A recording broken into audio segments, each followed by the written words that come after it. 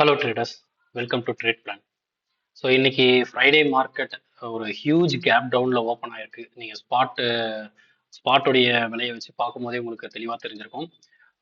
Previous close வந்து ஆக்சுவலாக okay, இது வந்து நிஃப்டியோட ஓப்பன். இன்னையோட ஓப்பன் வந்து ஆல்மோஸ்ட் 571. நேற்றுக்கு வந்து ஆல்மோஸ்ட் ஒரு 800 750 அந்த ரேஞ்சில் இருந்து இன்னைக்கு வந்து 571ல ஓப்பன் ஆயிருக்கு.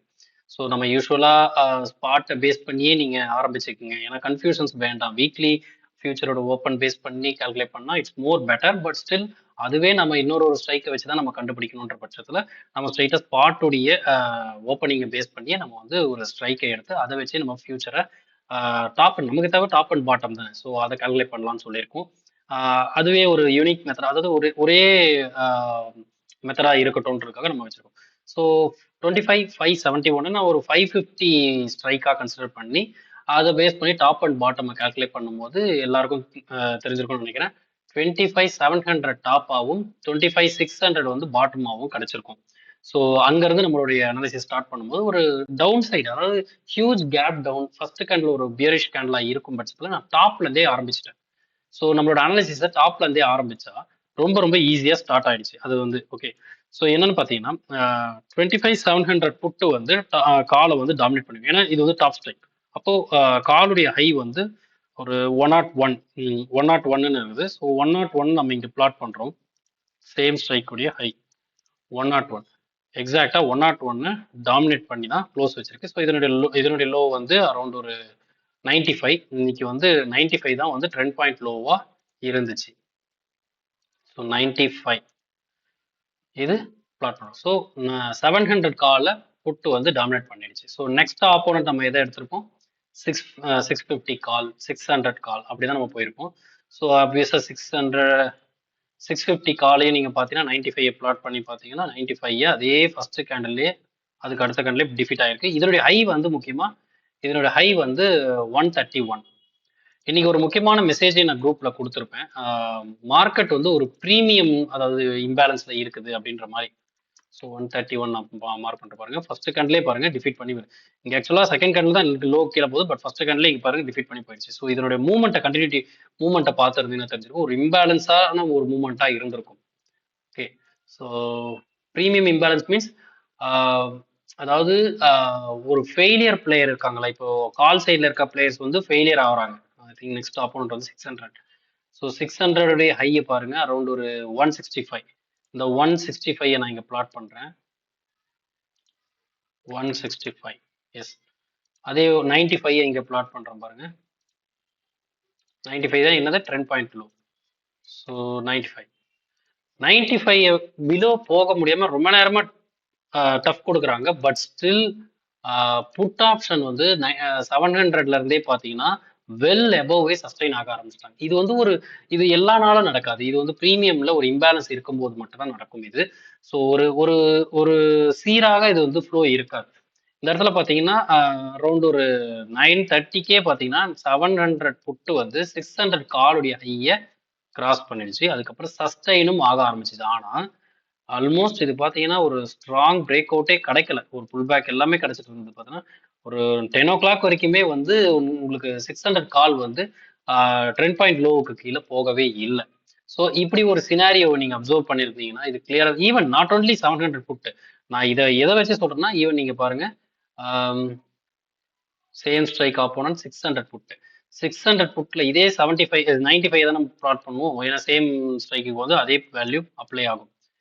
பார்த்தீங்கன்னா 95 எபவ் தான் ரெண்டு பேருமே ரொம்ப நேரமா சஸ்டெயின் பண்ண ட்ரை பண்ணிட்டு இருந்தாங்க.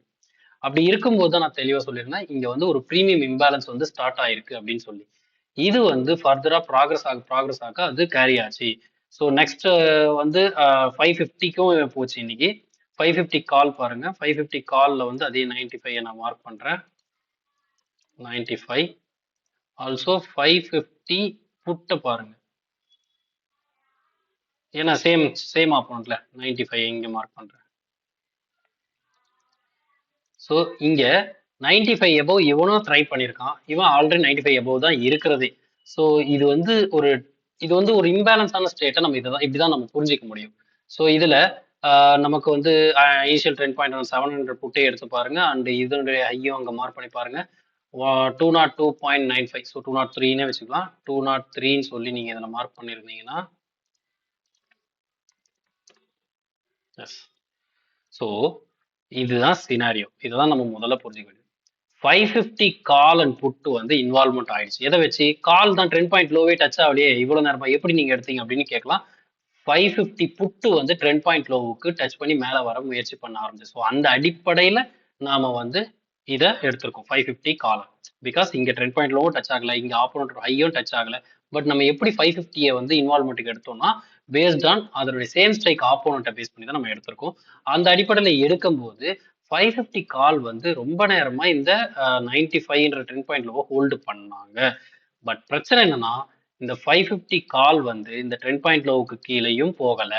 இங்க பாத்தீங்கன்னா 700 புட், அதாவது இனிஷியல் ட்ரெண்ட் பாயிண்ட் ஸ்ட்ரைக் வந்து 550யோட ஹைக்கு மேலேயும் போகல. இது நமக்கு தெளிவா என்ன புரிய வைக்குதுன்னா 550க்கு பிலோ வந்து போகிறது ரொம்ப ரொம்ப ரொம்ப கடினம் அப்படிங்கிறது நமக்கு புரிஞ்சிச்சு. கிட்டத்தட்ட ஒரு half a டேவா அது அப்படிதான் மெயின்டைன் ஆச்சு. Okay. But at the same time வேற என்ன ப்ராப்ளம் அப்படின்னு பாத்தீங்கன்னா, நான் வந்து 600 கால் எடுத்துக்கிறேன். இதுக்கு ப்ரீவியஸ் ஆப்போனன்ட் எடுத்துக்கிறேன். 600 கால்ல பாத்தீங்கன்னா இந்த 75 பிலோ போறான், ஒரு சின்ன புல் மறுபடியும் மேல வர பாக்குறான், மறுபடியும் கீழே போயிடுறான். விச் மீன்ஸ் 95 எபோவ் வந்து சஸ்டெயின் பண்ண முடியல. இது ஒரு விஷயம். இங்க ஒண்ணு. அதே போலதான் 700 புட்டும் 600 காலுடைய ஹைக்கு கீழே போறான். ஆனா ஒன்ஸ் அகைன் ரீகெயின் பண்ணிடுறாங்க. போறான், மறுபடியும் ரீகெயின் பண்ணாங்க. ஸோ இந்த மாதிரியான சுச்சுவேஷன் நடந்ததுனாலதான் 600 எபோவும் மார்க்கெட் போக முடியல. ஸோ எக்ஸாக்டா டைட் ரேஞ்ச் மவுண்ட் எங்க நடந்ததுன்னா 550க்கும் 600க்கும் இடையில தான். ஸோ 550க்கும் 600க்கும் இடையிலன்னு பார்த்தாலே அந்த மிட்டான 575 யாரு தக்க வச்சுப்பாங்கன்ற போராட்டம் தான் நடக்கும். இதுதான் நடந்தது. இதுல கால் வந்து ரொம்பவே முயற்சி பண்ணிச்சு, ஆனாலும் முடியலை. ஈவன் 600 டச் பண்ணி 600 எபவும் போக ட்ரை பண்ணிச்சு. அரௌண்ட் ஒரு 625 கீழே 620 வரைக்கும் போக ட்ரை பண்ணிச்சு. ஆனாலும் சஸ்டைன் நடக்கல, சஸ்டைன் ஆகல. ஸோ இதனுடைய வெளிப்பாடு தான் இன்னைக்கு மார்க்கெட் வந்து ஈவன் தோ ஒரு அப்சைட்ல போனாலும் முடியல. ஒரு எக்ஸாம்பிளுக்கு நம்ம எடுத்துக்கலாம். இந்த இடத்துல இருந்து ஒரு வேலை ட்ரை பண்ணி மார்க்கெட் வந்து புஷ் பண்ணி மேல அப்சைட் போச்சுன்னே நம்ம புரிஞ்சுப்போமே.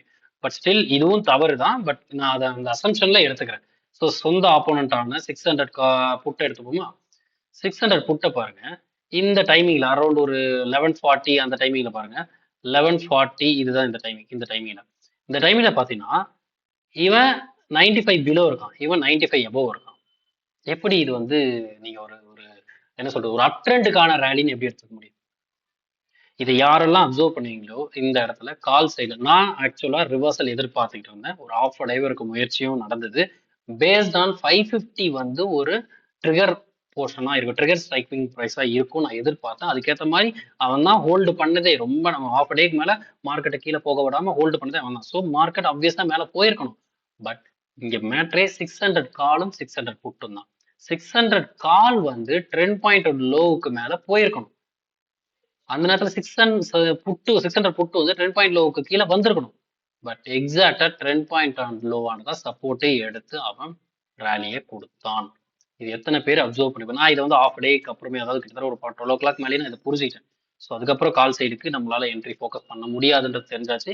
அதுக்கப்புறம் நான் சார்ட்லயும் இல்லை. ஸோ லேட்டர் பாயிண்ட் ஆஃப் டைம்ல அப்சர்வ் பண்ணும்போது தெரிஞ்சிச்சு, ஓகே இது வந்து புட்டுக்கு தான் இங்க ஃபேவரபிளா இருக்குதுன்னு ஒரு சின்ன ஸ்கேல்ப்பை மட்டும் பண்ணி நம்ம வந்து முடிச்சிட்டோம் ட்ரேடை. ஸோ இன்னைக்கு நான் அந்த அதான் சொன்ன 101 ட்ரேட் அந்த மாதிரியான போஸ்ட் வந்து நான் கண்டினியூ பண்ண விருப்பப்படல.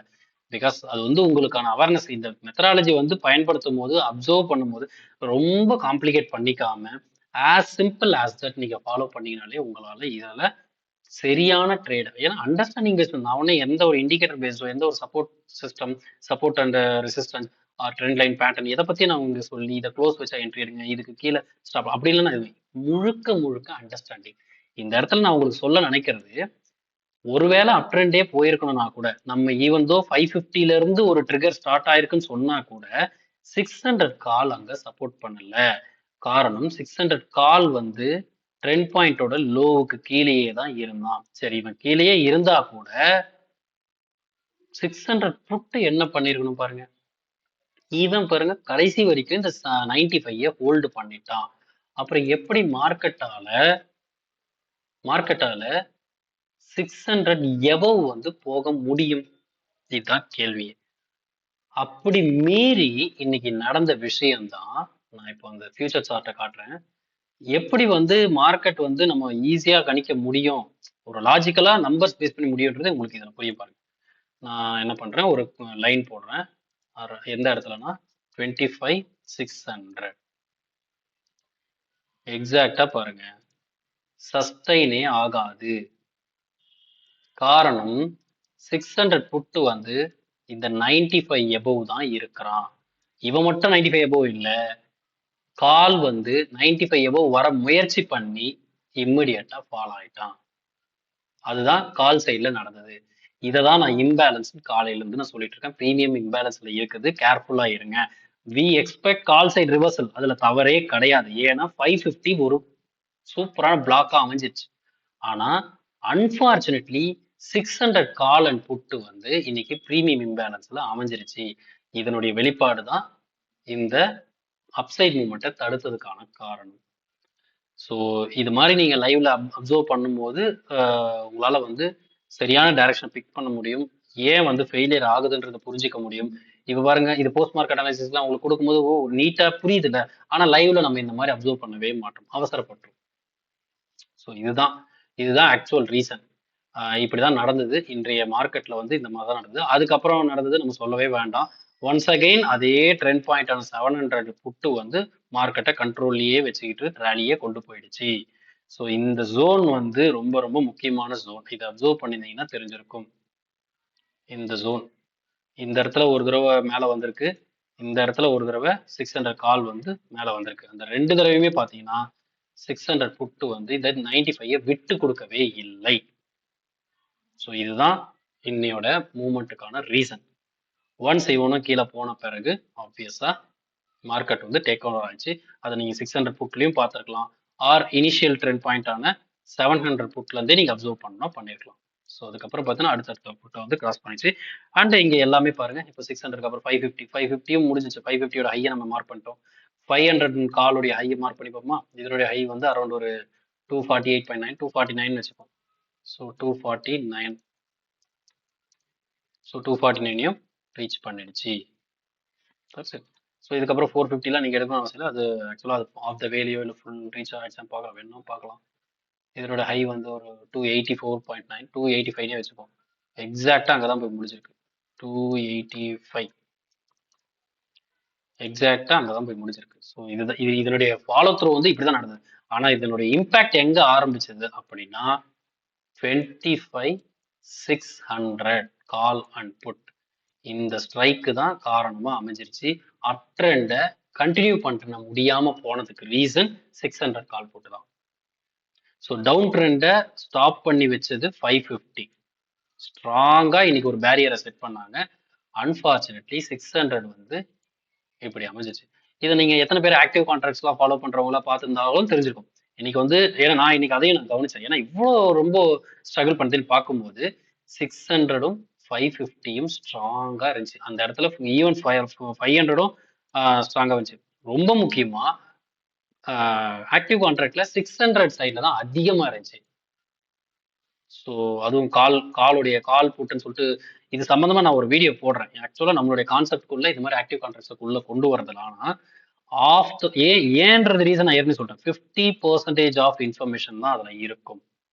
So of the information will confuse you. இது என்னுடைய புரிதல். ஸோ அதனால நான் என்ட்ரிக்கு பேஸ் பண்ண, அதாவது நம்மளோட அண்டர்ஸ்டாண்டிங் எல்லாத்துக்கும் சேர்த்து கடைசியாக என்ன பிளான் பண்ணோம், ஒரு கன்ஃபர்மேஷன் எடுப்போம்.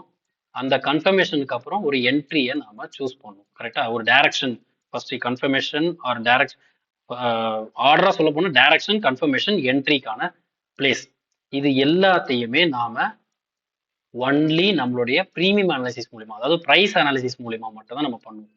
பிரைஸ் ஆக்ஷன் நினைச்சுக்காது, இது என்னன்னு கூட அது ஏதோ கேண்டல்ஸ்டிக் அப்படிலாம் இல்லை. இது வந்து முழுக்க முழுக்க numbers, mathematical based numbers analysis தான் இது.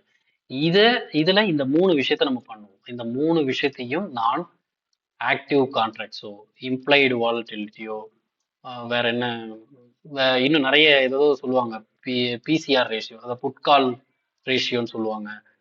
அதுக்கப்புறம் நிறைய விஷயங்கள்லாம் இருக்கும்.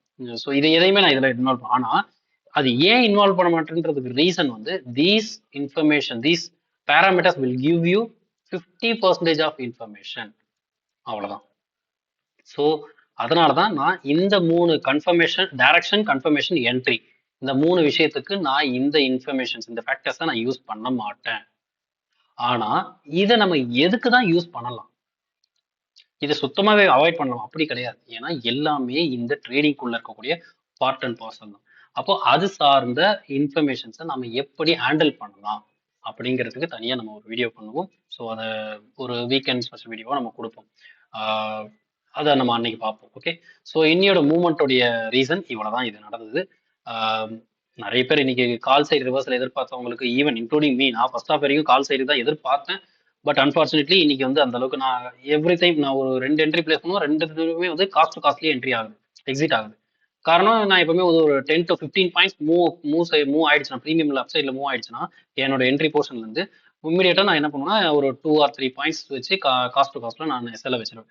ஸோ டார்கெட் அப்படியே இருக்கும், either it hits to hit target or SL. அது எவ்ரி டைம் 2 என்ட்ரிலுமே அவனுக்கு எஸ்எல்ஏ ஹிட் ஆச்சு. ஆனா SL means cost to cost தான், புரோக்கர் கமிஷனோட சேர்த்து காஸ்ட் டு காஸ்ட்லாம் இருக்கும். ஸோ ஒன்ஸ் 2 என்ட்ரிஸ் அப்படி போனோடனே அந்த டைரக்ஷனை நான் அவாய்ட் பண்ணிட்டேன். இதுக்கப்புறம் நம்ம கால் சைடு ஈவன் தோ அது போனாலும் எனக்கு வேண்டாம்னு முடிவு எடுத்துட்டேன். அன்பார்ச்சுனேட்லி இந்த ஐடென்டிஃபிகேஷனை புரிஞ்ச பிறகு புட் சைட் தான்றது தெரிஞ்சு, பட் லேட்டரா நான் ரொம்ப டிலேடா தெரிஞ்சுக்கிட்டேன். அதனால கொஞ்சம் ஒரு சரியான இடத்துல இன்க்ரீஸ் ஒரு சின்ன ஸ்கேல் பண்ணி நான் இன்னைக்கான ஒரு எனக்கு தேவையான ப்ராஃபிட்டை எடுத்துக்கிட்டு வெளியே வந்துட்டேன். ஸோ இதுதான் வந்து இன்னைக்கு நடந்த வந்து சினாரியோ. இது உங்களுக்கும் புரிஞ்சிருக்கும்னு நினைக்கிறேன். ஸோ இந்த வீடியோ உங்களுக்கு யூஸ்ஃபுல்லான இன்ஃபர்மேஷன் கொடுத்துருந்தா லைக் பண்ணுங்க, உங்களுடைய கருத்துக்களை தெரிவிக்க கமெண்ட் செக்ஷன்ல கமெண்ட் பண்ணுங்க. நம்ம சேனல், நம்ம டெலிகிராம் குரூப் ஜாயின் பண்ண விருப்பவங்க டிஸ்கிரிப்ஷன்ல இருக்கக்கூடிய லிங்க் யூஸ் பண்ணி ஜாயின் பண்ணிங்க. ஸோ சப்ஸ்கிரைப் பண்ணாதவங்க பண்ணிக்கங்க. வேற யாருக்காவது சஜஸ்ட் பண்ணா ப்ளீஸ் சஜஸ்ட் பண்ணுங்க. ஸோ நாளைக்கான அனாலிசிஸ், விச் மீன்ஸ் மண்டேவோட அனாலிசிஸ்ல நம்ம சந்திப்போம். தேங்க்யூ.